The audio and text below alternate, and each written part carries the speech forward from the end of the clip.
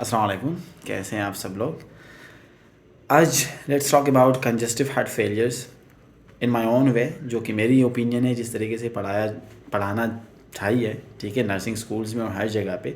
तो सबसे पहले कंजेस्टिव हार्ट फेलियर को समझने के लिए we will have to understand, जैसे कि मैं हमेशा कहता हूँ, everything runs through the physiology and the pathology of the disease. I will be simplifying it जितना मुझसे हो सकता है, ठीक है।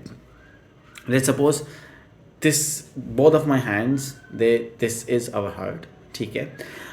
The blood from the body comes into the right atrium, and then it goes to the right ventricle, and then it moves to the lungs, and from the lungs it comes back to the left atrium and to the left ventricle and to the whole body through aorta। Lung से oxygenated होके आते हैं। अब ये पूरी process में मसला कहाँ पे आ जाता है कि हमारे पास आ जाता है हार्ट फेलियर, जिसको हम कहते हैं। तो कंजेस्टिव हार्ट फेलियर हमारे पास क्या होता है, जब आपका हार्ट जो है, ये जो पूरा सिस्टम में आपको बताया, ठीक है, कि ब्लड वापस पूरी बॉडी में चला जाता है, उसमें कहीं पे कोताही आ रही होती है। There is something wrong there. Heart जो है वो ब्लड को पंप ही नहीं कर पा रहा पूरी बॉडी में, उसको हम कहते हैं हार्ट फेलियर। रिस्क फैक्टर्स वगैरह सारे आप लोग अपनी किताबों में पढ़ लेना, वो तो याद करने की बात है। अब फॉर एग्जाम्पल, फिर हार्ट फेलियर को हमने डिवाइड किया होता है दो में, ठीक है। There is your right sided heart failure and there is your left sided heart failure, but we will be talking about left sided heart failure first, क्योंकि वही सिकंदर है, ठीक है।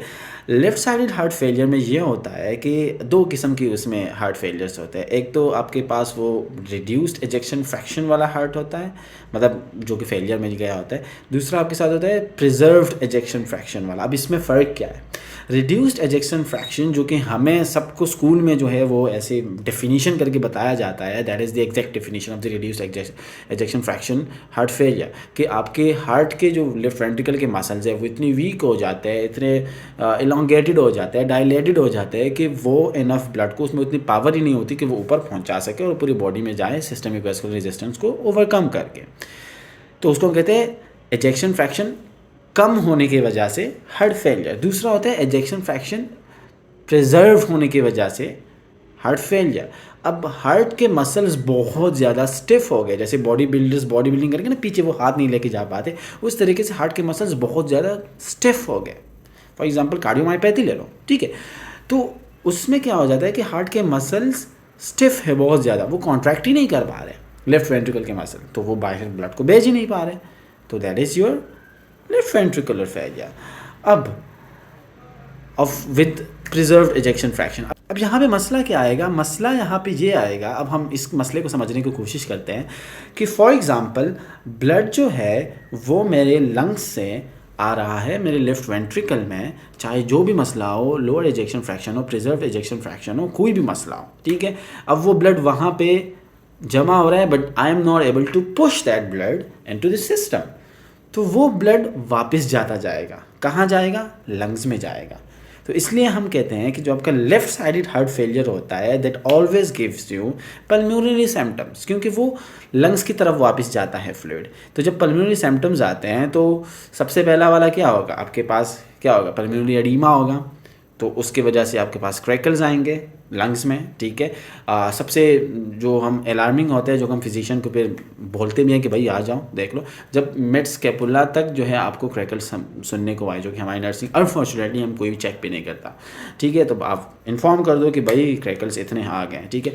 सीवियर एसओबी होगा आपके पेशेंट को, ठीक है, बहुत ज़्यादा वो एफर्ट भी करेगा, ठीक है, और वो सांस लेने में एफर्ट करेगा। तो like these are the major symptoms that you will see in a patient who is like going through left ventricular heart failure. अब राइट वेंट्रिकुलर हार्ट फेलियर जो होता है वो आपके पास होता है किस चीज़ की वजह से? यही आपकी लेफ्ट वेंट्रिकल फेलियर की वजह से, क्योंकि वो जाहिर सी बात है, वो ब्लड जो है वो रिगर्ड हो के आपके वापस से राइट वेंट्रिकल में भी चला जाता है। जब वो राइट वेंट्रिकल में चला जाता है तो इट मीन्स कि वो जो पूरे सिस्टम में आपका ब्लड जमा हुआ होता है, ठीक है, that is not going into your lungs as well, क्योंकि लंग्स ऑलरेडी ब्लॉक्ड है due to the fluids of the left ventricular failure. तो वो पूरा फ्लूइड कहाँ जाएगा? वो आपकी पूरी की पूरी बॉडी में रिजाइड करेगा, like right for the rest of the body and L मतलब लेफ्ट फॉर द लंग्स, ठीक है। तो वहाँ पूरी की पूरी बॉडी में रिजाइड करेगा। जब वहाँ पूरी की पूरी बॉडी में रिजाइड करेगा तो इट मीन्स कि आपको वैस्कुलर या वेनस सिम्टम्स देखने को मिलेंगे, जैसे कि आपके पास एडिमा हो गया, ठीक है, साथ साथ में आपके पास हेपेटोमेगैली आपको देखने को मिल सकती है, और सीवियर केसेस में आपको क्या कहते हैं एसआईटीज़ देखने को मिल सकते हैं, वेट गेन देखने को मिल सकता है 2 to 3 pounds in the last 24 hours. That is the most like alarming, जो कि आपके पास हम कहते हैं ना कि अलार्मिंग एक सिम्टम है, दैट इज़ वेट गेन, ठीक है, रैपिड वेट गेन जो होता है हमारे पास।